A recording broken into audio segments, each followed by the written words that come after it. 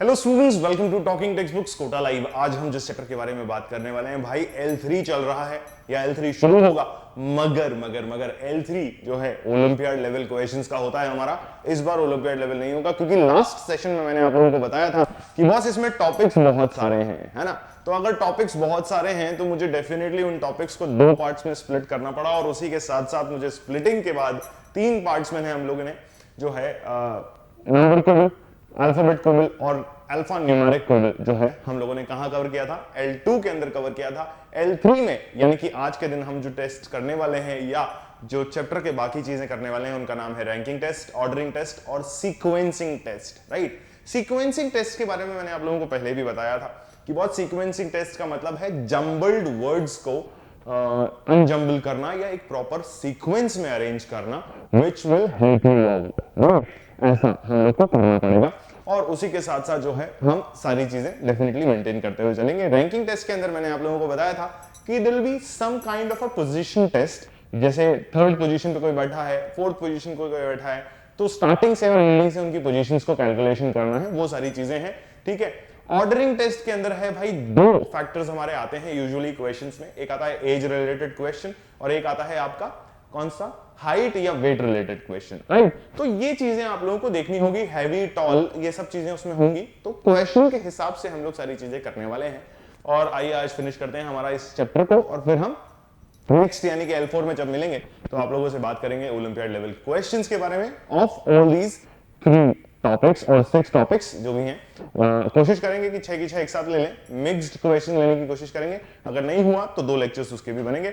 मगर आज जो बच्चे हमसे पहली बार जुड़े हैं उनको बता दूं यार कि talking text books Kota live एक ऐसा प्लेटफॉर्म है जो 6 से 10 तक के ओलंपियाड लेवल्स, साथ ही साथ एनटीएसी, एनएससीजेएस एंड पीआरएमओ लेवल की प्रिपरेशन और उसके साथ साथ school level examinations of 6 to 10th class भी हम लोग आपको करवा रहे हैं। तो आगे बढ़ते हैं और आप लोगों को मिलाते हैं उस बेहतरीन फैकल्टी टीम से यार, जो ये सारी प्रिपरेशन आप लोगों के लिए कर रही है और आगे भी करती चलेगी, ठीक है। तो जैसे ही आप उस टीम से मिलते हो तो आप लोगों को ऐसा फील होता है कि यार अरे ये टीम तो हमें अभी भी पढ़ा रही है, ठीक है, तो आगे भी पढ़ाती रहेगी यार, और आगे भी और ज्यादा अच्छी तरीके से आप लोगों को प्रिपरेशन कराती रहेगी। मेरा थोड़ा सा introduction, I am having 6 years of teaching experience with the mentorship of the students of renowned institutes of Kota City। अगर आप लोग हमारे द्वारा बनाया हुआ स्टडी मटेरियल जो है उसको देखना चाहते हैं या उसको एक बार परखना चाहते हैं तो what you all can do, you all can visit to the telegram handles of talking textbooks, जो कि अलग अलग क्लास वाइज हमने आपके लिए बना रखे हैं।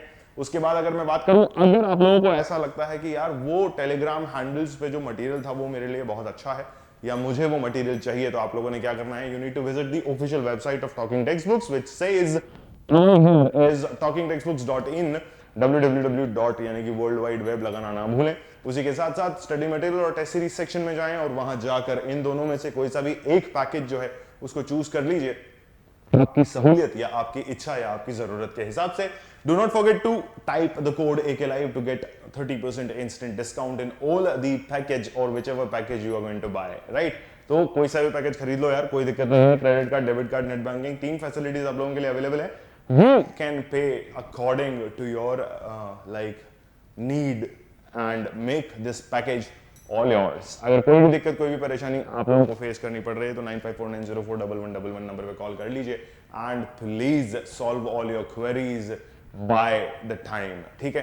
आगे बात कर लेते हैं। कार्डिनल प्रॉमिस हम लोग रेगुलरली करते हैं, it is a basic ritual. हमारी जो जनता है वो हर बार कार्डिनल प्रॉमिस करती है और कहती है कि I promise to listen to the complete lecture and make proper notes of it so that I can become a smart student, ऐसा कहा जाता है भाई साहब, ठीक है। आगे बात कर लेते हैं सीक्वेंसिंग L3 क्वेश्चंस के बारे में बात करेंगे। आज के चैप्टर में हमें क्या क्या दिखने वाला है यार, ये सारी चीजें हैं। मतलब बेसिकली अच्छा, ये ऑपरेशंस वाली चीज गलत लिखी हुई है यार, this is not going to be the operations वाला थिंग, है ना। मैथमेटिकल ऑपरेशंस डेफिनेटली यहाँ हम लोग नहीं करने वाले हैं, ऐसा मैं आप लोगों को बता देता है, ऐसा मैं आप लोग को बता देता है। तो मैथमेटिकल ऑपरेशंस डेफिनेटली यहाँ नहीं हैंडल होने वाले हैं, है ना। ये शायद हो सकता है ओवरराइट हो गया, तो नॉलेज तक ले लो यार, this will let you have the knowledge of sequencing कर दो यार इसको, ऑफ सीक्वेंसिंग, ठीक है ब्रो। नंबर सीरीज, अल्फाबेट्स वगैरह बेसिक आइडिया आप लोगों को होना चाहिए। ऑर्डरिंग टेस्ट, लॉजिकल टेस्ट, ये सारी चीजों का भी आइडिया आप लोगों को बेसिकली होना चाहिए। आगे बात कर लेते हैं when we are moving on, we have the first question on the screen which says in a queue Amrita is 10th from the front of while Mukul is 25th from the behind, ठीक है, and Mamta is just in the middle of two. अब देखो इसमें देखो दो तरीके हैं question को सॉल्व करने के, ठीक है, दोनों तरीके से मैं आप लोगों को इस क्वेश्चन को सॉल्व करवाऊंगा. If there are 50 persons in the queue, what position does Mamata occupy from front, ऐसा पूछा गया है. ठीक, मुझे ज्यादा कुछ नहीं करना है इस क्वेश्चन के अंदर, मुझे ज्यादा कुछ इस क्वेश्चन के अंदर नहीं करना है. What all I need to do is, सबसे पहले Amrita is 10th from the front, तो भाई यहां कोई एक बंदा खड़ा होगा या बंदी होगी और यहां से 10th है अमृता. ठीक है, मुझे ऐसा पता है कि अमृता 10th है फ्रॉम दी फ्रंट, यानी कि आगे से, यहां से ले लो. ठीक है, while Mukul is 25th from behind, यानी कि अगर मैं यहां से चलता हूं, कहां से चलता हूं, यहां से चलता हूं, तो क्या हुआ, ये 25th पोजीशन है पीछे से, तो इसका मतलब यहां पे फर्स्ट बंदा बैठा होगा और ये 25th है. अब आपसे ये कहा गया कि Mamata is just in the middle of the two. अब देखो दो कंडीशंस बनती है यहां पे यार, या तो ममता इधर हो सकती है, ठीक है, ऐसा, या दूसरी कंडीशन क्या बनती है मैं आप लोग को बताता है. 25 इधर लिखेगा, मैं इधर ममता को बिठाएगा, ठीक है, और इधर 10 लिखेगा और इधर से 1 लिखेगा और इधर 1 लिख देगा बस. अब देखो क्या हुआ, यहां से ममता आए, ठीक, ये 10 बच्चे पूरे हैं, इनको काउंट मत करो, ये 25 काउंट करो, ये 25वीं पोजीशन, ठीक है, और यहां से 10th पोजीशन किसकी है, अमृता की. समझ में आ रहा है डायग्राम क्या हुआ, दोनों को मिक्स कर दिया बेटा. ठीक है, this is what, this was Mukul. Mukul मेरे दोस्त का नाम भी है, तो मुकुल जी आपका नाम हम ले रहे हैं यहां पे, ठीक है, ऐसा मैं बता देता हूं आपको. तो फर्स्ट टू 10th वाली पोजीशन आपको यहां डिफाइन हो गई. हाँ, तो ये अमृता थी हमारी, ये अमृता जी थी हमारी. Amrita is also name of my friend, ठीक है. तो अमृता की स्पेलिंग ठीक है यार, गलत हो गई बट इट्स ओके, है ना. तो अमृता और मुकुल की पोजीशंस हम लोगों ने डिफाइन कर दी दोनों केस में, ठीक है. This was Mukul. अब देखो मुझे एक चीज सिंपल सी बताओ, दोनों केसेस समझ में आ रहे हैं कि नहीं आ रहे हैं. पहला केस था 10 बच्चे इधर, 25 बच्चे इधर और ममता इधर, ठीक. फिर दूसरा केस बना अमृता के लिए 10 पोजीशन इधर, 25 पोजीशन इधर मुकुल की, इन दोनों के बीच में ममता. दोनों क्वेश्चन और दोनों स्टेटमेंट्स क्वेश्चन को सफाइस कर रही हैं, ऐसा मैं आप लोगों को बता देता हूं, ठीक. इसमें ऑप्शन का खेल बहुत बढ़िया तरीके से खेला हुआ है, ठीक है. अब देखो मैं आप लोगों को अब एक और चीज बताता हूं, ज्ञान की बात मेरे दोस्तों के साथ, है ना. दोनों ही ऑप्शन जो हैं दिक्कत कर रहे हैं. इधर से जाओगे तो 11वीं पोजीशन और उधर से जाओगे तो 9th पोजीशन. वाह, Amrita is 10th from the front, 11th option भी नहीं है यार. ये देखो, अब मुझे एक सिंपल सी चीज बताओ, क्या बताओगे. अब देखो, अब ये क्वेश्चन आपने कहां तक बना लिया, ये क्वेश्चन आपने 25th तक, Mamata is just between the middle of these two, यहां तक बना लिया, ठीक है. अब आपसे ये कहा गया if there are 50 persons in the queue, ठीक है, what position does Mamata helds या होल्ड्स फ्रॉम द फ्रंट, ऐसा बोला गया है. तो अब मुझे सिंपल सी एक चीज बताओ कि अगर मैं इस केस को लेता हूं, मैं फर्स्ट केस ले रहा हूं, ठीक है ना. फर्स्ट केस अगर मैं लेता हूं और मुझे ये पता है कि 50 बच्चे हैं टोटल इन द क्यू, तो 25, 26 और 10, ये तो 36 ही हुए बॉस. प्रॉब्लम कहां आई, ये तो 36 ही हुए. अब इन 36 बच्चों में एग्जैक्टली अगर मैं इस रो को लेता हूं, जस्ट फॉर एग्जाम्पल अगर मैं इस रो को लेता हूं, है ना, मैं इस वाले को कैंसिल आउट कर देता हूं थोड़ी देर के लिए, ठीक है, मैं इसको कैंसिल आउट कर देता हूं। थोड़ा टाइम लगेगा बेटा इस क्वेश्चन में, क्योंकि ये रैंकिंग टेस्ट है, it is not going to be easy. ठीक, 10 स्टूडेंट्स इधर, ये 11th पोजीशन अगर आप इधर से लेते हो तो क्या लेते हो, 11th पोजीशन इधर से लेते हो तो, ठीक है, फ्रंट से लेते हो तो 11th पोजीशन पे है, और 25 बच्चे उसके पीछे हैं, तो टोटल जो मेरे पास बन रहा है दैट इज 11 + 25 इज 36। ठीक है, बट मुझे ये बोला गया है कि 25 स्टूडेंट्स हैं यहां पर, तो दैट मींस इसको सेंटर में रखना है, she has to be in the centre, और इसके आसपास बच्चे बैठेंगे, क्योंकि इनकी पोजीशंस में तो कोई खिलवाड़ कर नहीं सकते हम, है ना। तो यहां से 10 बच्चे इधर बिठाओ, 25 बच्चे इधर बिठाओ, और यहां से 1 कर दो इसको। सेंटर में मुझे ममता चाहिए, मेरे पास 14 बच्चों का अभी भी काउंट बाकी है। तो अगर मेरे पास 14 बच्चों का काउंट बाकी है तो 1 से लेकर के 7 यहां आएंगे, बीच में ममता आएगी, ममाता नहीं है भाई, ममता है, सॉरी, ठीक है। और ममता जी के बाद यहां पर भी वापस से 1 से लेकर से 7 तक बच्चे आएंगे, तो this 7 + this 7 will constitute this plus 14, इधर 50 हो जाएगा, ये लो, ठीक है। तो this 14 is constituted by this and this, ये तो 14 बच्चे हो गए।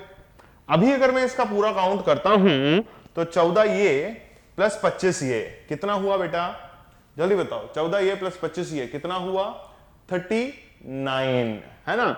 39 + 40 और 10 इज 50, हो गया, क्लियर हो गया। क्या स्टेटमेंट क्लियर है? ममता अभी भी इन दोनों के सेंटर में है। कैसे? 7 बच्चे इधर, 7 बच्चे इधर, she is still in the centre और मिडल ऑफ 25 एंड 10। अभी क्लियर हुआ? समझ गए ना? तो स्टेप बाय स्टेप प्रोसीजर आप लोग को चलाना है, and this is going to be your final statement.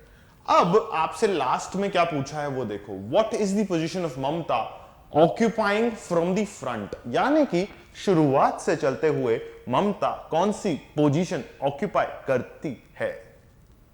10 बच्चे तो ये, 7 बच्चे ये, 17, और ये 18th पोजीशन। ठीक है, क्लियर हुआ? Is it clear to you people that she is occupying 7 + 1 is 18, sorry 7 + 1 is 8 and 10 is 18th position from the front। अभी अगर ये गणित समझ में नहीं आई ना तो 2 सेकंड, सॉरी 5 सेकंड और दे रहा हूं, you guys can do whatever you want to। Question समझ लो, do whatever you want to। ठीक है बेटा, यहां से देखो यार, स्टेप 1 था तो मेरे पास 36 बच्चे हो रहे थे। ठीक है, अब मुझे क्वेश्चन में दी हुई स्टेटमेंट्स को बहुत ध्यान से देखना है, और वो याद रखना है भाई इसको तो मेरे को 25 और 10 के बीच में ही लेके आना है। तो 7 बच्चे इधर पटके, 7 बच्चे इधर पटके, इसको 15वीं पोजीशन दी और बीच में पटका। ठीक है, तो ये बीच में है अभी भी 10 और 25 के। पहला रूल सफाइस हो गया।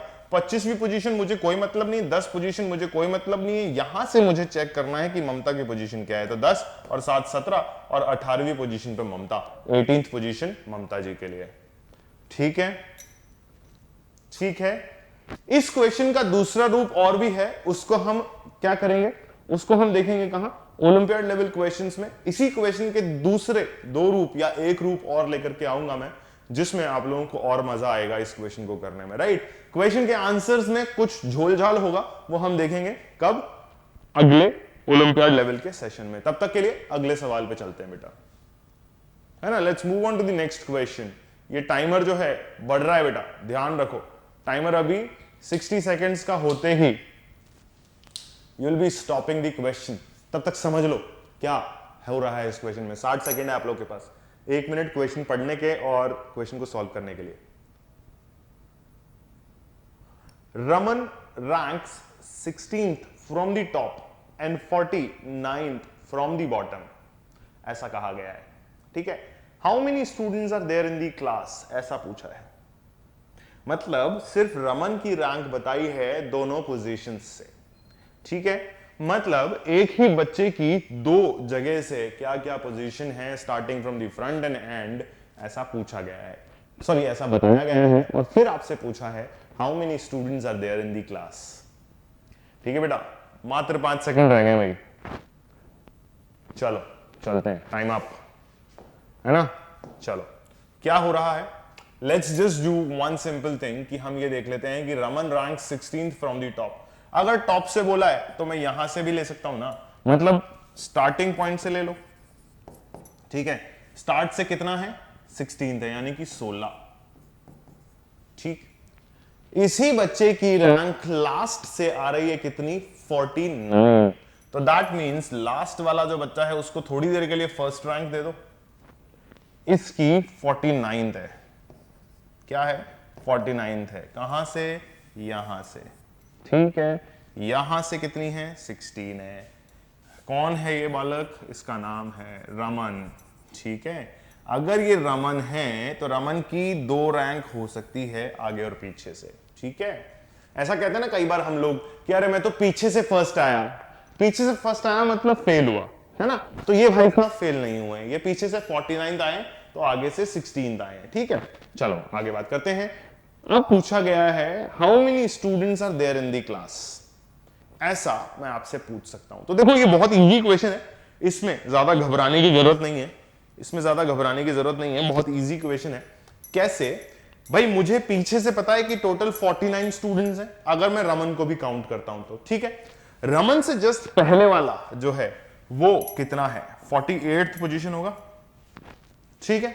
तो रमन के जस्ट पहले वाला अगर पीछे से 48th पोजीशन है तो यहां पर मुझे ये एग्जैक्टली पता चल गया कि how many students are there, तो I will say 48 students in total. Clear हुआ। और अगर 48 स्टूडेंट्स इन टोटल है तो दिस मस्ट बी 49th, ठीक है। तो एक इसको काउंट कर लो। अब मुझे एक चीज बताओ कि रमन की ही रैंक आगे से कितनी थी 16th थी, तो अगर एक इसको काउंट कर चुके हैं हम तो पीछे वाले की रैंक कितनी होगी, इतना भी मुझे बता दो। आप बोलोगे सर 15th होगी, तो अगर 15th होगी तो मैं उस 15th रैंक के हिसाब से क्या ऐसा कह सकता हूं कि total 15 students are here with me, ठीक है। ये स्टूडेंट्स है बॉस, है ना। ऐसा मैं कह सकता हूं कि टोटल 15 स्टूडेंट्स और 48 नहीं होता, 48 स्टूडेंट्स आर हियर, ठीक है। तो मुझे रमन के आगे वाले फ्रॉम स्टार्ट से एंडिंग में अगर मैं जाता हूं तो रमन के आगे जो बच्चे बैठे हैं उनका काउंट पता चल गया 48, रमन के पीछे जो बच्चे बैठे हैं उनका काउंट पता चल गया 15, और रमन को मैं एक डेफिनेटली काउंट करूंगा। तो what do I have to do is 15 plus 1 plus 48, ऐसा मुझे करना होगा, ठीक है। ये 16वीं पोजीशन भी है और ये 49th पोजीशन भी है, तो इसको यहां लिख लो आप, this is the handsome Raman, ठीक है। ये हैंडसम रमन है, तो 15, 1 और 48 ऐसा प्लस करना पड़ेगा मेरे को। तो 48 प्लस 1 इज 49, 49 प्लस 15 हम यहां करते हैं, ठीक है। 49 प्लस 15 अगर मैं करता हूं तो मेरे पास 64 आंसर आना चाहिए। देख लो भाई, 15 और 1 16, 16 और 8 आपका 24, 24 और 40 आपके पास 68, ठीक है। क्लियर हुआ। एक सेकेंड, सॉरी 24 और 40 64 होना चाहिए बेटा, माय फॉल्ट, ठीक है। 64 होना चाहिए, 64 होना चाहिए यहां पर। Option A will be your answer to this type of question. समझ में आ गया क्या? मेरे हिसाब समझ में आ गया होगा, एंड कोई दिक्कत कोई परेशानी हुई भी नहीं होगी। चलो अगले सवाल पे चलते हैं। भाई 1 मिनट का वक्त फिर से शुरू हो गया तुम लोग का। ये संजीव है भाई, ये संजीव है, संजीव है ना। इसको संजीव कर लेना बॉस, इसको संजीव कर लेना बॉस। ये संजीव है, संजीव ब्रो, सॉरी तुम्हारे नाम के साथ हमने खिलवाड़ किया। Sanjeev rank 17 from the top and 28 from the bottom. भाई सेम है, सेम क्वेश्चन है ना। इसमें मैं ज्यादा टाइम नहीं दे रहा हूं और मैं 17 सेकंड दे करके रोक दिया, ठीक है। तो प्लीज डोंट माइंड, है ना। क्या है क्वेश्चन में, सेम क्वेश्चन है, वापस वही हुआ, सेम चीज पिछले वाले जैसा। 17 फ्रॉम द टॉप, 1 से लेकर के 7th, सॉरी 7th है boss, 7th from the top, 28th from the bottom, 28th from the bottom, ठीक। तो यही बच्चा जो है 1 हो गया, इसके आगे मेरे पास 6 स्टूडेंट्स हैं, है ना, ऐसा मुझे पता है। इसके पीछे मेरे पास 27 स्टूडेंट्स हैं। कितना? 27। कितना है? 27 है मेरे पास टोटल। कितना है? 27 स्टूडेंट्स है मेरे पास टोटल यहां पर, ठीक है। तो अगर ये 27 है और ये 6 मेरे पास टोटल है और ये 1 मेरे पास है, तो 27 प्लस 1 प्लस 6 में कर देगा, तो मेरे पास फाइनल आंसर कितना आना चाहिए? जल्दी से बता दो। 27 प्लस 1 28 हो गया, 28 में से 2 इधर गया, 30 हो गया, 30 और 34 हो गया, खत्म। 34 स्टूडेंट्स इन टोटल होना चाहिए भाई मेरा answer. Option D is going to be my final answer to this type of a question. खत्म। और बताओ, और बताओ, और बताओ, और बताओ, ठीक है। 34 बच्चे टोटल, ठीक है। Sanjeev rank 7th from the top, 28th from the bottom of the class. ऐसा करके तुम 34 स्टूडेंट्स का टोटल निकाल लोगे। चलो चलें आगे बढ़े। Let's move on to the next question, which says if Atul finds that he is 12th from the right in the line of boys and 4th from the left, ठीक है, how many boys should be added in the line such that there are 28 boys in a line? देखो double step question है, घबराने की जरूरत नहीं है यार। ये एक तो टिक करते टाइमर रुक जाता है यार, मतलब मुझे ये समझ में नहीं आता। रुक जाओ तुम यार, टाइमर चलने दो पहले, ठीक है। डबल स्टेप क्वेश्चन है और तुम लोग को घबराने की जरूरत नहीं है। बहुत बेसिक चीज है, ध्यान से करोगे तो समझ में आएगा, है ना। क्या है क्वेश्चन के अंदर, फटाफट देख लो यार। अतुल की रैंक दे रखी है और राइट लेफ्ट बता रखा है। टॉप बॉटम या राइट लेफ्ट एक ही बात है, one and the same thing. How many boys should be added, पहले पोजीशन निकालो, टोटल कितने बॉयज हैं, और टोटल आपको 28 करना है। तो जितने हैं उसको x मानो, माइनस 28 करो, तो जितने आएंगे उतने बॉयज ऐड कर देंगे अपन, ठीक है। ऐसा बोला गया है। चलो शुरू करते हैं क्वेश्चन। आखिरी 2 सेकंड, टक टक टक, टाइम अप। आओ बच्चों, तुम्हें सुनाऊं कहानी हिंदुस्तान की। Atul finds he is 12th from the right side. भाई मेरा राइट साइड यहां है, ठीक है, तो मैं यहां से शुरू करेगा 1 से लेकर के 12th पोजीशन, ठीक है, of the line of boys, and 4th from the left. यहां शुरू करो 1 से लेकर के 4, ठीक है। ये सेम बालक हैं, क्या नाम है? अतुल नाम है इनका। क्या नाम है? अतुल नाम है इनका। ये बालक जो है 12वीं और 4वीं पोजीशन, चौथी पोजीशन पे, उनका बालक का नाम सेम है, ठीक है। How many boys should be added in line so that there are 28 boys in line. तो पहले तो मुझे ये पता होना चाहिए कि एग्जैक्टली यहां कितने लोग हैं। तो यहां मुझे ये पता है पिछले 2 क्वेश्चंस के हिसाब से कि ये 3 होते हैं, और इस क्वेश्चन के हिसाब से मुझे पता है कि बॉस ये यहां 11 लोग हैं, है ना कम ना ज्यादा, 11। और ये भाई साहब को 1 मैं काउंट करूंगा, तो मेरे पास 11 और 3 कितना हुआ? 14 और 1 15। टोटल स्टूडेंट्स कितने हैं? 15 मेरे पास हैं।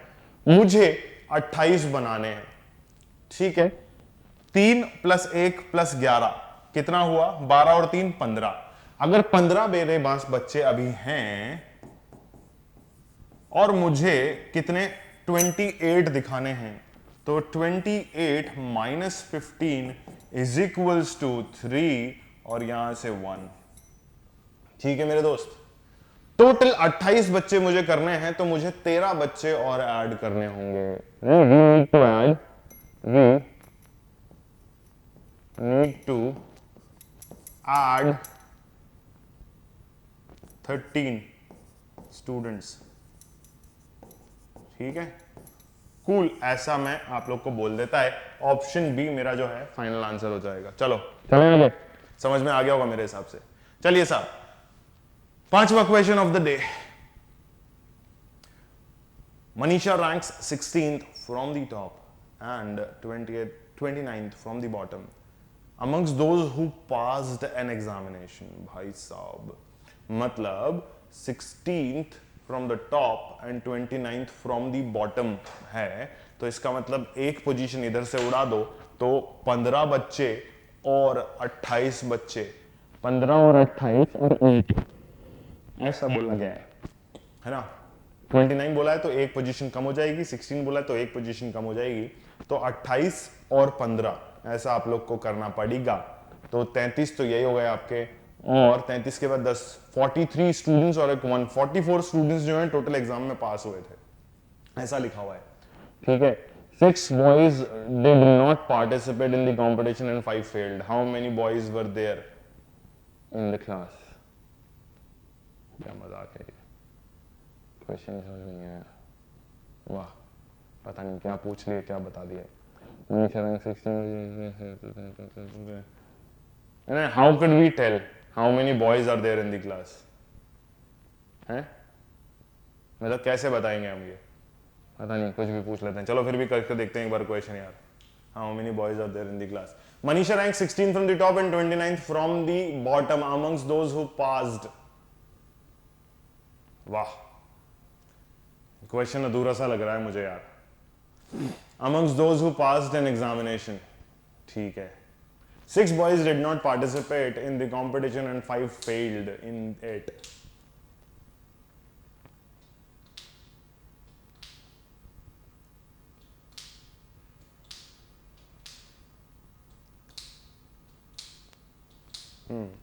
बेहतरीन, पता नहीं क्या है, देखते हैं। फिर भी जुगाड़ लगा लेते हैं यार। ये टाइमर क्यों वापस शुरू हो गया? अच्छा, मेरे को भी टाइमर दे रहे हो क्या? चलो ठीक है, लोग करते हैं यार, कोशिश करते हैं 60 सेकंड में इसको खत्म करने की। Manisha rank 17th from the top. मुझे कोई दिक्कत नहीं है, मुझे अभी कोई दिक्कत नहीं है, दिक्कत नहीं है। 1 से 17 ले लिया। 29th फ्रॉम द बॉटम, ये लो, 29th फ्रॉम द बॉटम, ये लो, और बोलो।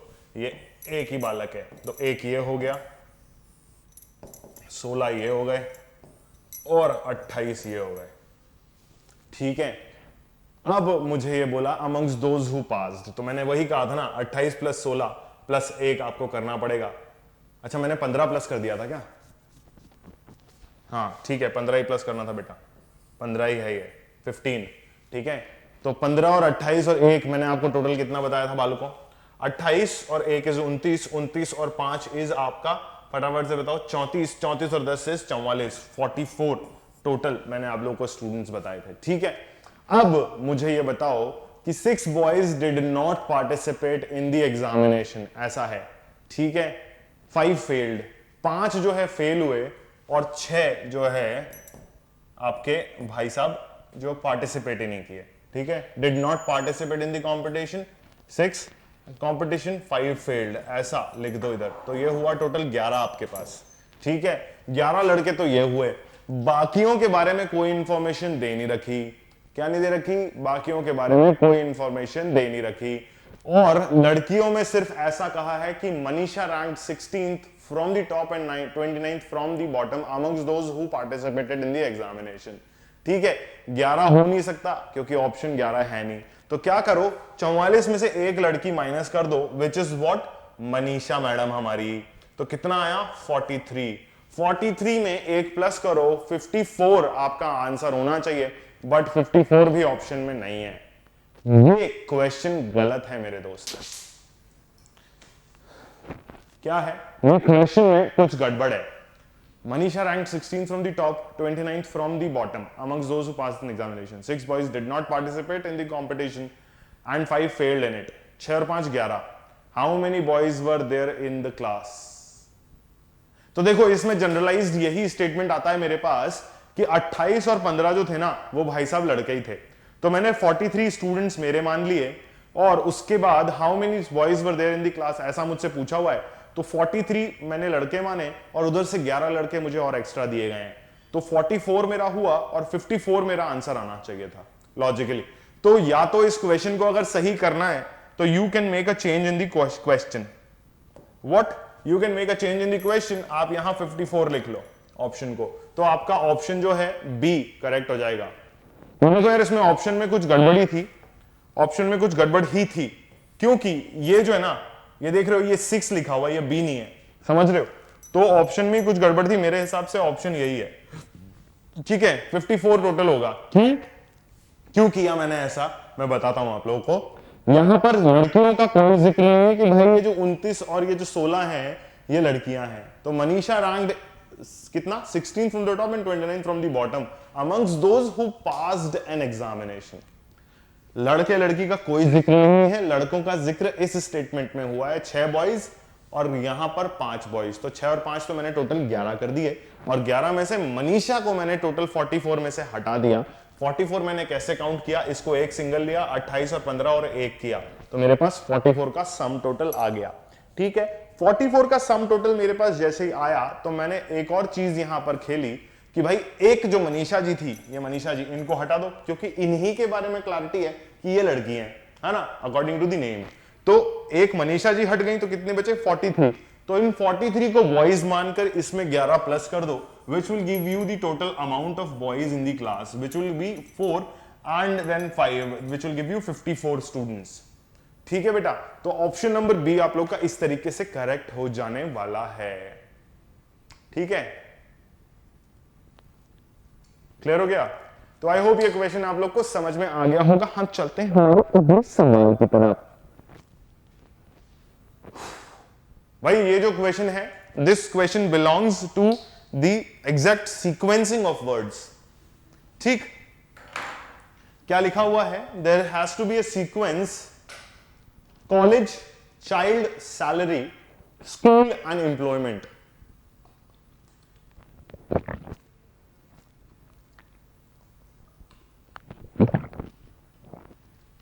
जितना मुझे समझ में आ रहा है ना,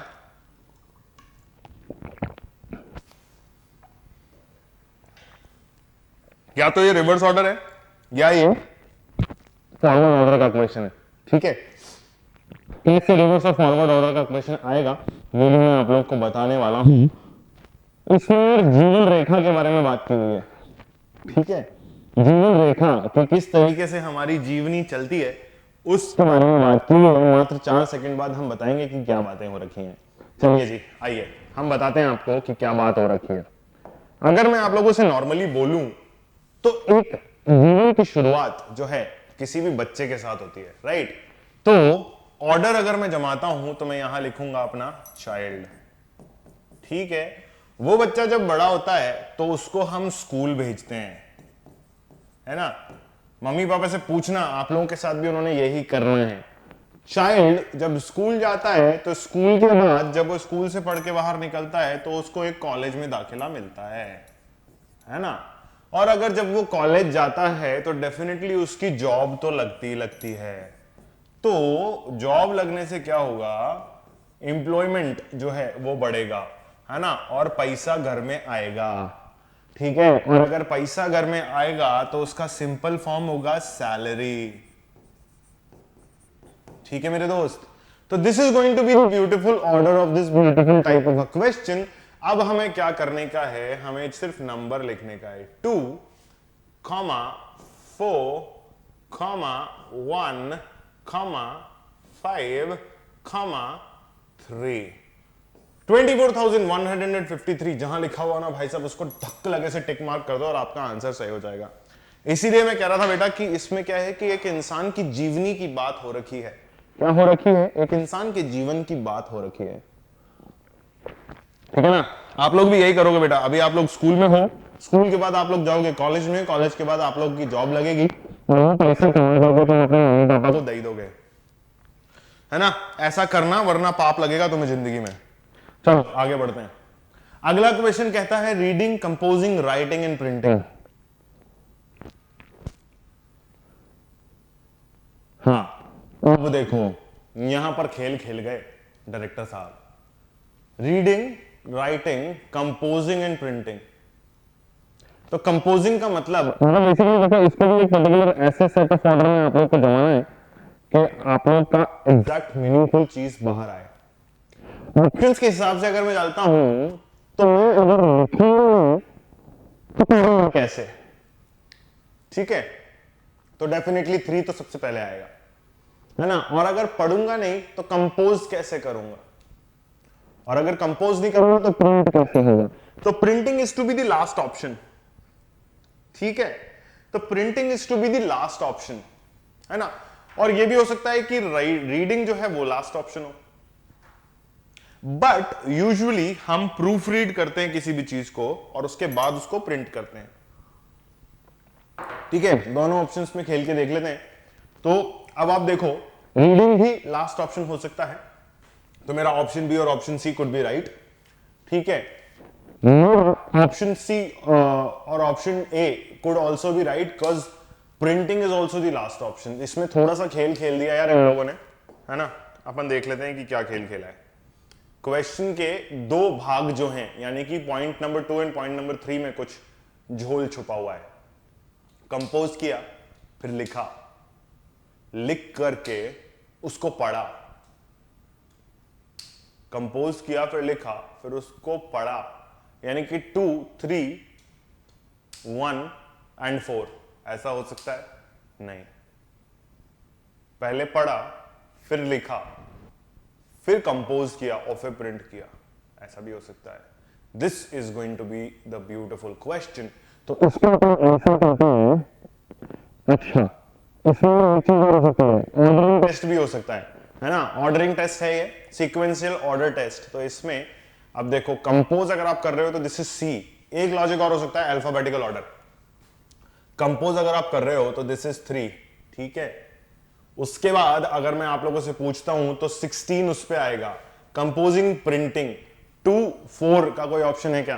तो 2, 4 का कोई ऑप्शन नहीं है। तो इसका मतलब 2, 4 वाला लॉजिक, यानी कि अल्फाबेट पोजीशन वाला लॉजिक, अल्फा पोजीशंस वाला लॉजिक खत्म, नहीं है, ठीक है। तो रीडिंग किया, फिर राइटिंग किया, reading, writing, composing, reading, writing, composing, printing. लो, आपका option A will be correct. पहले आप लिखोगे, ठीक है, फिर उसको पहले आप पढ़ोगे किसी चीज को, फिर उसके बारे में लिखोगे और लिख करके फिर उसको कंपोज करोगे। कंपोज करने का मतलब क्या है कि उसको फ्रेम आउट करोगे कि इसमें से क्या-क्या चीजें मुझे हटानी है, और फाइनली जो है हम प्रिंटिंग पे जाएंगे। तो this is going to be the last option. मतलब रीडिंग, राइटिंग, कंपोजिंग और प्रिंटिंग, ये प्रोसेस आपका रहेगा, ठीक है। RWCP, RWCP ऐसा आप लोग करोगे, ठीक है। पहले पढ़ो, फिर लिखो, फिर कंपोज करो। एक सेकंड यार, ये थोड़ा सा डाइसी क्वेश्चन है क्योंकि ऑप्शन बी भी मुझे करेक्ट लग रहा है। पहले कंपोज करो। तो what we are going to do is we are going to check out this question. एक सेकंड दे दो मेरे को यार, just give me a moment, just give me a moment's time.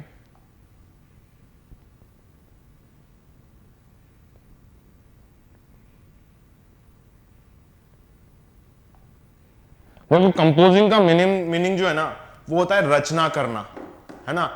तो यार ऑप्शन ए करेक्ट नहीं होगा यार, सॉरी।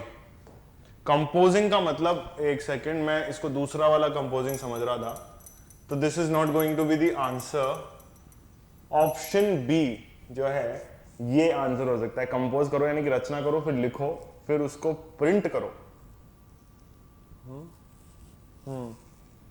फिर उसको प्रिंट करो और फिर उसको पढ़ो, ये हो सकता है।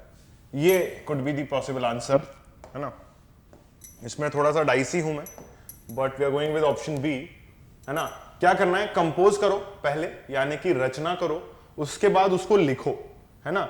उसको किसी एक पेपर पे लिख लो, पेपर पे लिख करके उसको फिर प्रिंट करा लो और फिर उसको दूसरों को पढ़ाओ, ऐसा हो सकता है। तो composing, writing, printing and then reading, ऐसा हम पॉसिबली करने वाले हैं, ठीक है बेटा, ठीक है ना।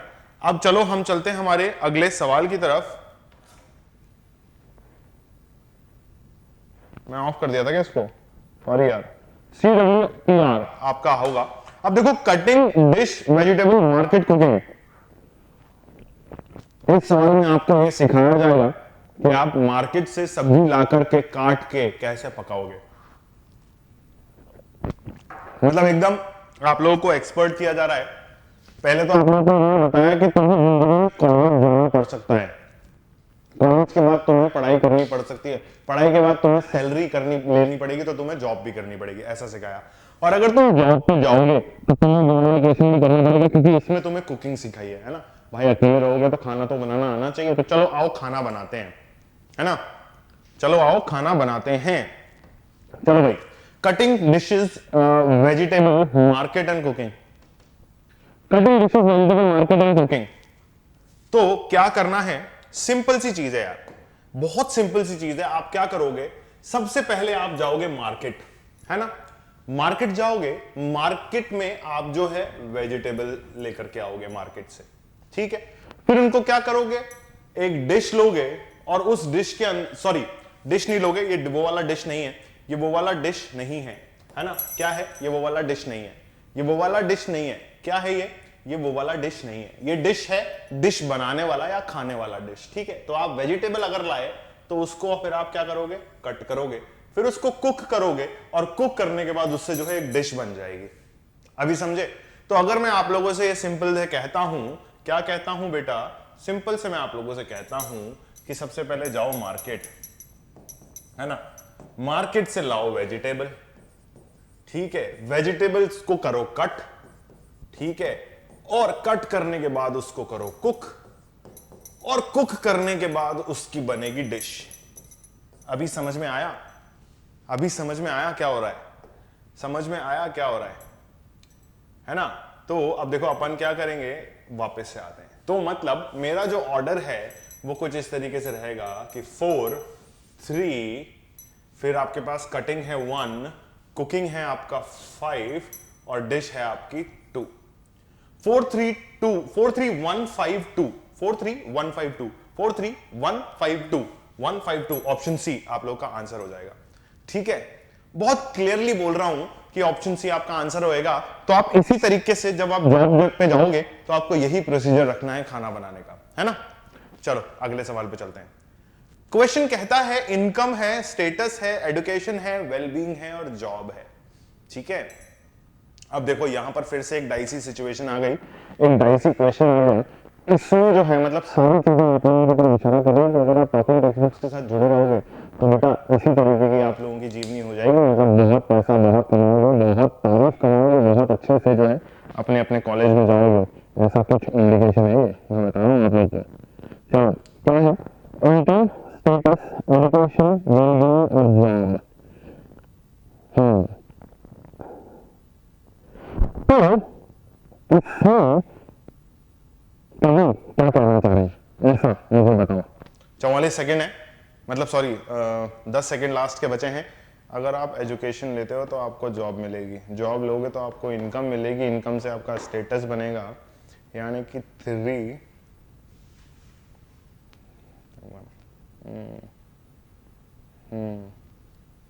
ये लो भाई, हो गया क्वेश्चन सॉल्व, डन है। कुछ भी नहीं है इस क्वेश्चन के अंदर, पता है तुम लोग को, इस क्वेश्चन के अंदर कुछ भी नहीं है, इस क्वेश्चन के अंदर कुछ भी नहीं है। क्वेश्चन क्या कहता है, सबसे पहले अगर आप एडुकेटेड हो, एडुकेशन आपके पास है, तो आप लोग का क्या होगा, आप लोग की जॉब अच्छी लग जाएगी, और अगर जॉब अच्छी लगेगी तो will be getting income, likewise फिर आपका स्टेटस बनेगा, और फिर जो है फाइनली आप वेलबींग में रहोगे, ठीक है। ऐसा मैं आप लोग को बताने वाला था, ठीक है। तो आपका जो ऑप्शन फाइनली निकल के आने वाला है, which will be 3 5 1 2 4, 3 5 1 2 4, option D is going to be your correct answer to this type of a question. समझ गए? चलो आगे चलते हैं। बहुत इजी इजी क्वेश्चन है यार इसके। मिल्की वे, सन, मून, यार ये ज्योग्राफिकल पार्ट आ गया यार, ये मेरे को नहीं आता, पहले बता रहा हूं मैं तुम लोग को, मैं बहुत बहुत बहुत ही अजीब हूं यार इसमें, पता है तुम लोग को, मतलब मुझे ये समझ में नहीं आती कि ज्योग्राफी में क्या करना चाहिए, क्या करना चाहिए ज्योग्राफी में। मिल्की वे है, सन है, मून है, अर्थ है और स्टार है। तो मतलब इसमें क्या होना चाहिए एक्चुअली, मतलब what should be the order, ऐसा। मैं ज्योग्राफी में देखो बहुत वीक हूं मुझे पता है, बट कुछ ना कुछ लॉजिक लगा करके मैं जो है इसका आंसर निकाल के बाहर पटक दूंगा, ऐसा मैं कह सकता हूं। देखो सन, मून और अर्थ का सीन मुझे कुछ पता है, कुछ कुछ ऐसा पता है कि मिल्की वे के अंदर अपन लोग आते हैं, और मिल्की वे के अंदर क्या होता है कि स्टार्स भी आते हैं, है ना। तो यार कुछ ना कुछ लॉजिक तो ये है कि option 1 will be the last, है ना, ऐसा हो सकता है। अच्छा मिल्की वे के अंदर हम लोग आते हैं, तो हम लोग इसको कैसे जमाएं, ये बहुत बड़ा सवाल है, ये बहुत बड़ा सवाल है भाई साहब, एकदम मतलब ज्योग्राफी घुसेड़ दी मेंटल एबिलिटी के अंदर, मुझे हवा भी नहीं लग रही है इस क्वेश्चन की। तो मिल्की वे जो है ना, उसके अंदर अपन लोग सब आते हैं, ठीक है भाई, ये तो मुझे पता है, अब सन मून अर्थ और स्टार वाली सीन है। तो व्हाट इज द ऑर्डर? मेरे एक तरफ मून होता है, एक तरफ सन होता है, मैं बीच में होता हूं, तो मतलब धरती बीच में है, तो सन इधर या मून इधर, ठीक है, कूल है, धरती बीच में है, तो मतलब बेसिकली 2 4 3 का कुछ ऑर्डर बनेगा और फिर 5 बनना चाहिए।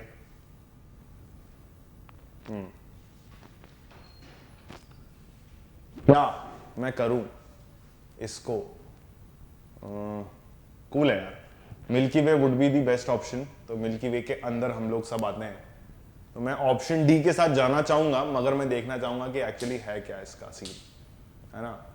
तो 4 इज 1, फिर अर्थ आई, अर्थ के बाद मून आया, मून के बाद सन आया। नहीं, ऐसा थोड़ी हो सकता है यार, क्या ऑर्डर बनना चाहिए? बेसिकली मिल्की वे के अंदर ये सारी चीजें आती है ना।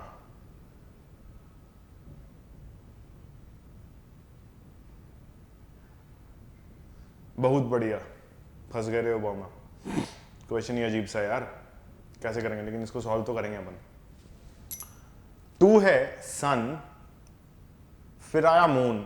नहीं, ये ऑर्डर तो डेफिनेटली नहीं होगा बॉस, क्योंकि या तो 3 4 2 हो सकता है या 2 4 3 हो सकता है, तो 2 4 3 नहीं है ना, तो मैं इसके साथ जाना चाहूंगा। ठीक है, तो मैं क्या करूंगा, देखो मैं कैसे लॉजिक लगाता हूं आपको, अब मैं बताता हूं आपको। ये 2 है, अच्छा मार्कर सेलेक्ट नहीं किए हम, तो ऑप्शन बी कैसे आपका आंसर होगा, ये मैं आप लोग को लॉजिक बताता हूं। देखो अब इसका मून मुझे पता है एक तरफ होता है, सन मुझे पता है एक तरफ होता है ना भाई। पूरा वो पश्चिम वाला सीन होता है और हम बीच में बैठे बैठे कभी मून को होते हुए देखते हैं तो कभी सन को होते हुए देखते हैं, तो 3 4 2 तो वैसा डिसाइड हुआ। ठीक है, उसके बाद मुझे ये बताओ कि अब मुझे आपको स्टार्स भी दिखते हैं, और अगर हम सब बात करें तो this is a milky way galaxy, so what do you do, is this order to be the final answer? Option B आपका करेक्ट आंसर होगा बेटा इसमें। ठीक है, आगे बढ़ते हैं। अब जो है आप लोगों के ऑर्डरिंग टेस्ट वाले क्वेश्चंस आ रहे हैं। ऑर्डरिंग टेस्ट के 4 या 5 क्वेश्चंस मैं आप लोगों के लिए लेके आऊं, इसको ध्यान से पढ़ो यार, फिर आगे बात करते हैं। थोड़ा लंबा सेशन हो रहा है क्योंकि टॉपिक जो है थोड़े से लंबे हैं, थोड़े से लंबे में टॉपिक हैं, इसीलिए दिक्कत आ रही है। Compare the knowledge of persons X Y Z A B C in relation to each other. ठीक है, आपसे जो जो कहा है उसको कर लो, ऐसे में आपका आंसर आ जाएगा। तो x knows more than a लिखा हुआ है, y knows more than b लिखा हुआ है, z knows less than c लिखा हुआ है। ठीक है, a knows more than y ऐसा लिखा हुआ है। ओ भाई, ठीक है, इसका रिलेटेड आंसर अपन बना लेते हैं, अभी देखो अभी बनाते हैं। बस 10 सेकंड और, ताकि जो बच्चे ट्राई कर रहे हैं उनको थोड़ा सा मौका मिल जाए, अदरवाइज फिर वो बोलते हैं कि यार ऐसे थोड़ी होता है यार सर, ये तो गलत बात है ना। चलिए शुरू करते हैं क्वेश्चन को, क्वेश्चन शुरू कर देते हैं आप लोग को। जो जो कहा है उसको लिखते जाओ। x knows more than a, x knows more than a, ठीक है। y knows more than b, y knows more than b, z knows less than c, z knows less than c, ठीक है। a knows more than y, भाई साहब a knows more than y ऐसा लिखा हुआ है, तो ये जो रिलेशन है इसको हम यहां पीछे ले आए, क्या इसको मैं यहां पीछे ले आऊं y, ऐसा ले आऊं मैं इसको, लेकिन इस चीज से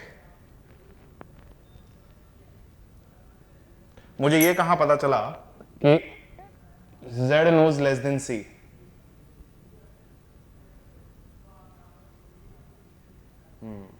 यहां फंस गए ना अपन, z का कोई रिलेशन नहीं दे रखा यार।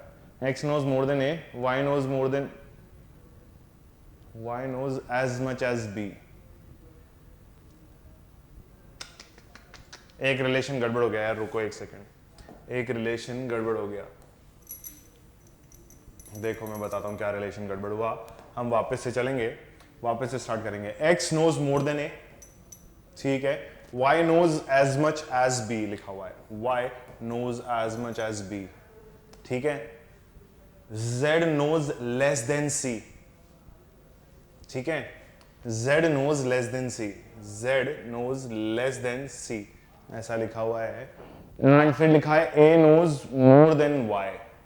अगर Y और B जो हैं दोनों बराबर एक दूसरे को जानते हैं तो X A knows more than Y लिखा हुआ है इक्वल्स टू B लिखा हुआ है यहां पर, है ना, ठीक है, और Z knows less than C लिखा हुआ है।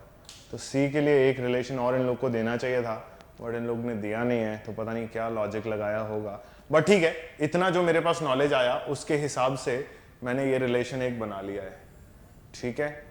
एक पॉइंटर शायद मेरा मिस हो रहा है, बट कोई नहीं यार, देखते हैं अभी। The best knowledgeable person amongst all is X, Y, A and C की बात हो रही है, बट C और A के बीच में कोई रिलेशन मुझे दिया हुआ नहीं है। एक लाइन इसमें मिसिंग है, A knows more than Y, X और C के बारे में कोई रिलेशन नहीं दिया हुआ। The best knowledgeable person amongst all is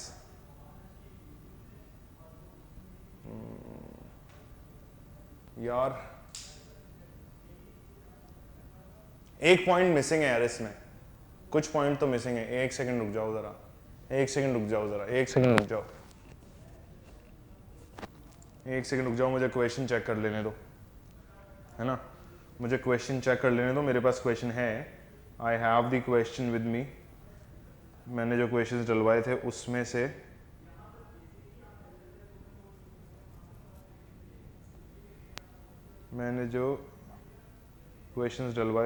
उसमें से मुझे चीजें देखनी पड़ेंगी। ये रहा वो question, X knows more than A, Y knows as much as B, Z knows less than C, A knows more than Y, ऐसा कहा हुआ है। यार इस क्वेश्चन में कुछ गड़बड़ है ना, दिस क्वेश्चन सीम्स इनकम्प्लीट, ठीक है, this question seems incomplete to me right now, ठीक है, तो हम इसको स्किप आउट करते हैं। Will definitely look at this question when will be like, इसको क्रॉस कर दो यार, छोड़ो, आगे बढ़ते हैं अभी के लिए, पर हम ओलंपियाड लेवल में इस क्वेश्चन को वापस से एक बार कवर करेंगे। टिल देन नेक्स्ट क्वेश्चन पे मूव करते हैं। The question says among 5 boys Vineet is taller than Manik. Vineet is taller than Manik but not as tall as Ravi, ठीक है, Vineet is taller than Manik but not as tall as Ravi. Vineet जो है मानिक से टॉल है but not as tall as Ravi, यानी कि रवि जो है डेफिनेटली मानिक से लंबा है, ठीक है, तो रवि मानिक से लंबा है ऐसा कहा है, ठीक है, sorry, Vineet is taller than Manik but not as tall as Ravi, ठीक है, तो मतलब विनीत और रवि की बात हो रही है इधर, किसकी, विनीत और रवि की बात हो रही है। Vineet is taller than Manik but not as tall as Ravi, यानी कि विनीत जो है रवि से छोटा है, रवि से छोटा है, ठीक है, ऐसा अभी मान लेते हैं। Jacob is taller than Dilip but shorter than Manik. Jacob is taller than whom? Taller than Dilip but shorter than Manik, ऐसा एक रिलेशन बनेगा आपके पास, ठीक है। Who is the tallest amongst the group, तो आप कहोगे Ravi is the tallest amongst the group, ऐसा क्वेश्चन में दिखा हुआ है। साफ साफ देखो यार क्वेश्चन क्या कह रहा है, उसके हिसाब से बात करते हैं। Among 5 boys Vineet is taller than Manik, तो Vineet is taller than Manik हमने यहां प्रूव किया, but not as tall as Ravi. भाई विनीत के बारे में बात हो रही है, तो ये बट जो है ये विनीत के लिए यूज हुआ है, इसीलिए हमने रवि को सबसे आगे रखा, ठीक है। Jacob is taller than Dilip, Jacob is taller than Dilip but shorter than Manik, but shorter than Manik यानी कि मानिक से छोटा है। Who is the tallest amongst the group, तो हमने कहा रवि जो है सबसे टॉलेस्ट है ग्रुप में, ठीक है, समझ गए। चलिए अगले सवाल पे चलते हैं। If P is taller than Q, R is shorter than P. अब देखो P is taller than Q, आप लोग को बोला हुआ है, क्या बोला है? P is taller than Q. P is taller than Q. R is shorter than P. R is shorter than P. S is taller than T but shorter than Q.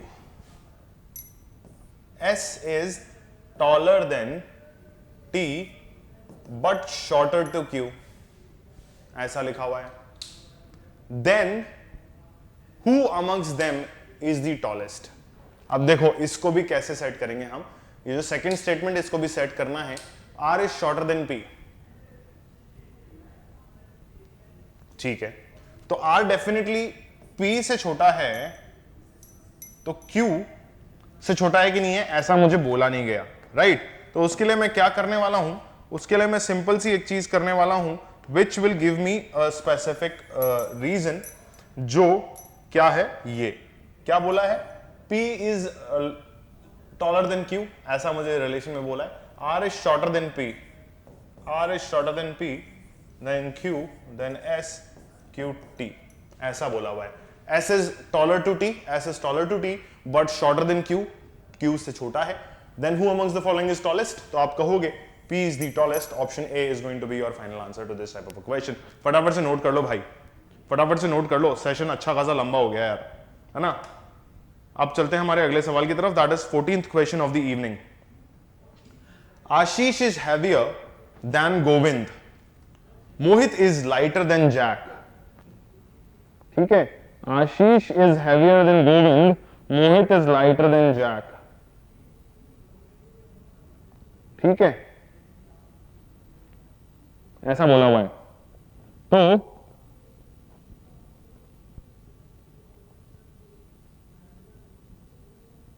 ठीक है, क्या बोला हुआ है? Ashish is heavier than Govind, Mohit is lighter than Jack, Pawan is heavier than Jack but lighter to Govind. Who amongst them is the heaviest? तो पहले आपको order बनाना होगा, ठीक है? समझ लो यार, जिसको आ गया अच्छी बात है, जिसको नहीं आया वो इधर देख लेना. एग्जैक्टली 8 सेकंड बाद हम शुरू करेंगे इस क्वेश्चन को, क्योंकि 1 मिनट में पूरा देता हूं बच्चों को सॉल्व करने के लिए. तो टाइम इज अप भाई लोग, टाइम इज अप. चलो, क्या है? Ashish is heavier than Govind, हमसे जो जो बोला है हम वो कर देंगे. Mohit is lighter than Jack, ठीक है. Pawan is heavier than Jack but lighter to Govind. Pawan is heavier than Jack but lighter to Govind. ठीक है, जम गया. Pawan is heavier than Jack but lighter to Govind. और यहां लिखा था कि Jack is heavier than Mohit, Mohit is lighter to Jack, ऐसा लिखा हुआ था. मोहित इज लाइटर टू जैक. ठीक है, तो ये सेटअप हो गया पूरा आपका. This is your original order. अगर आप यहां से जाओगे तो इस ऑर्डर को मिटा दो. This is going to be your final order to this type of a question. आपसे क्वेश्चन पूछा है who amongst them is the heaviest, आप कहोगे आशीष भैया is the heaviest amongst all, है ना? तो ऑप्शन डी को आप टिक मार्क कर दोगे. क्लियर है? समझ में आ गया बेटा क्या हुआ है? स्टेटमेंट के हिसाब से हम चले. Ashish is heavier than Govind हमसे बोला था, फिर हमसे बोला Mohit is lighter than Jack, तो Mohit is lighter than Jack हमने कर दिया. फिर हमसे बोला Pawan is heavier than Jack, Pawan is heavier than Jack हमने कर दिया. एंड लाइटर टू गोविंद, तो गोविंद से पीछे आएगा, ऐसा मैंने कर दिया. ठीक है, who amongst them is the heaviest, आपने कहा Ashish is the heaviest amongst all. ठीक, आगे बात कर लेते हैं भाई. Pune is bigger than Jhansi, ऐसा बोला गया है. Sitapur is bigger than Chittor.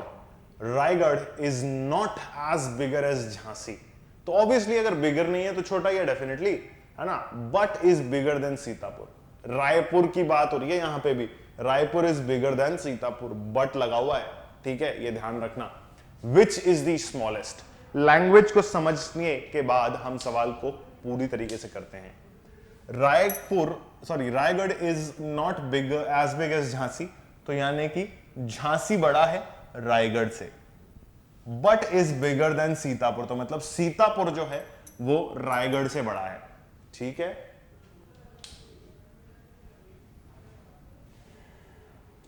समझ रहे हो?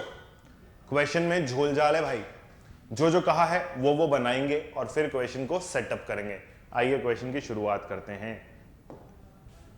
Pune is bigger than Jhansi, Pune is bigger than Jhansi. Sitapur is bigger than Chittor, Sitapur is bigger than Chittor. Raigarh is not as big as Jhansi, यानी कि रायगढ़ जो है झांसी से छोटा है, but is bigger to Sitapur, but is bigger to Sitapur. और सीतापुर से बड़ा, सीतापुर किससे बड़ा था भाई? चित्तौड़ से बड़ा था, तो आप चित्तौड़ यहां लिख दोगे। क्लियर है? ऐसा एक ऑर्डर आप लोगों के सामने बन के आएगा। क्वेश्चन समझ में आ गया हो तो ठीक है, नहीं तो कमेंट बॉक्स का इस्तेमाल करें और कमेंट करके पूछते हैं कि सर इसमें क्या हुआ, कैसे हुआ। क्वेश्चन ध्यान से वापस से देख लो एक बार। Pune is bigger than Jhansi ऐसा लिखा हुआ था, Sitapur is bigger than Chittor, Sitapur is bigger than Chittor, ठीक है। Raigarh is not as big as Jhansi, Raigarh जो है झांसी से या झांसी के जितना बड़ा नहीं है, तो इसका मतलब छोटा डेफिनेटली होगा, तो रायगढ़ हमने यहां लगा दिया। और फिर हमसे ये कहा गया था but is bigger than Sitapur, तो ऑब्वियसली चित्तौड़ से भी बड़ा होगा, तो सीतापुर से बड़ा है तो चित्तौड़ से भी बड़ा होगा, तो सीतापुर और चित्तौड़ उसके पीछे लग जाएंगे। Which is the smallest amongst all, ठीक है, तो आप क्या करोगे? Option D is going to be the smallest amongst all, ठीक है ब्रो। तो option D Chittor is the smallest amongst all ऐसा आप कह दोगे। And this finally completes your session for today. एंड आज के सेशन में हम लोगों ने देखा कि रैंकिंग टेस्ट, ऑर्डरिंग टेस्ट और सीक्वेंशियल ऑर्डर ऑफ वर्ड्स किस तरीके से हम लोग अरेंज करते हैं। तो मुझे ऐसा लगता है कि आप लोगों को ये 2 सेक्शन में जो मैंने वीडियो बनाया, लेक्चर 2 में हम लोगों ने स्टार्टिंग के 3 सेक्शंस यानी कि अल्फाबेट ऑर्डर, अल्फाबेट क्वेबल, नंबर क्वेबल और अल्फा न्यूमेरिकल क्वेबल, इन तीनों को सॉल्व किया। लेक्चर नंबर 3 के अंदर हम लोगों ने रैंकिंग टेस्ट, ऑर्डरिंग टेस्ट और सीक्वेंशियल ऑर्डर ऑफ वर्ड्स को सॉल्व किया। दिस कंप्लीट्स द इक्वेशन वाला सेशन। ओलंपियाड लेवल सेशन के अंदर भी इसी तरीके से हम लोग चलेंगे, बहुत सारे क्वेश्चंस मैं आप लोगों के लिए लेकर के आऊंगा। तब तक के लिए keep liking the video, keep sharing the video as much as you can. और अगर आप पहली बार इस वीडियो को देख रहे हो, पहली बार चैनल पे आए हो, तो do not forget to subscribe to the channel and do not forget to press the bell icon so that you may remain notified for the upcoming videos. और इसी तरीके से keep joining the family of 6000 plus subscribers, keep cracking all your goals whichever you want to buy using my code AKLive। Thank you.